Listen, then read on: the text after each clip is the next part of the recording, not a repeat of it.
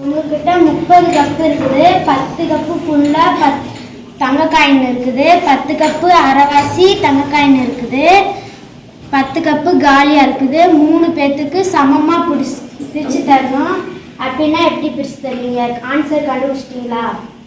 கண்டுபிடிச்சிட்டேன். முழு தங்க காசு உள்ள 10 கப்பு 5 கப்பை எடுத்து உங்கள்கிட்ட கொடுத்துக்கிறேன். 1 2 3 4 5 இவங்கள்கிட்ட முழு தங்க காசு உள்ள கப்பை இவங்கள்ட்ட நான் கொடுத்துட்டேன். இப்போ இவங்களுக்கு முழு தங்க காசு உள்ள கப்பை இவங்கள்ட்ட கொடுத்துக்கிறேன். 1 2 3 4 5 இவங்கள்ட்ட முழு தங்க காசு உள்ள 5 கப்பை இவங்கள்ட்டையும் கொடுத்துருக்கேன். இதில் 10 கப்புலுமே அரை தங்க காசாக தான் இருக்குது. அதனால இந்த அரையை எடுத்து இங்கே வச்சோம்னா 1 கப்பு மாறிடுச்சு. இங்கே இருக்கிற அரையை எடுத்து இங்கே வச்சிட்டோம்னா 1 தங்க காசு கப்பாக மாறிடுச்சு. இங்கே இருக்க அரையை தூக்கி இங்கே வச்சுட்டா 1 கப்பாக மாறிடுச்சு.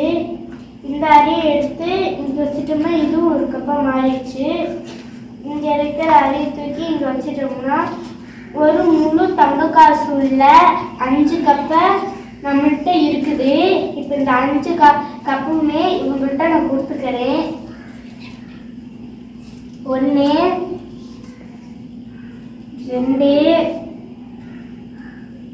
3 4 5 இப்போ இவங்கள்ட்டையும் முழு தங்க காசு உள்ள 5 கப்பை இவங்கள்ட்டையும் கொடுத்துட்டேன்.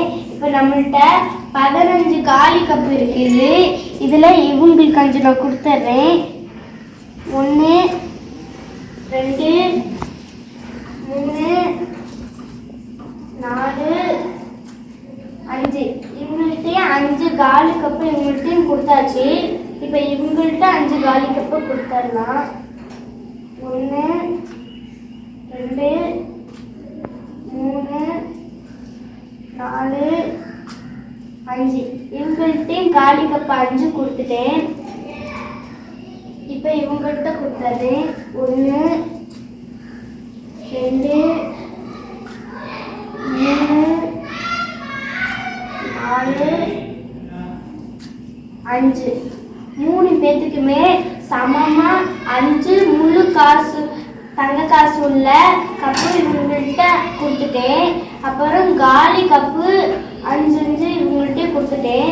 சமமா பிரிச்சு கொடுத்துட்டேன்.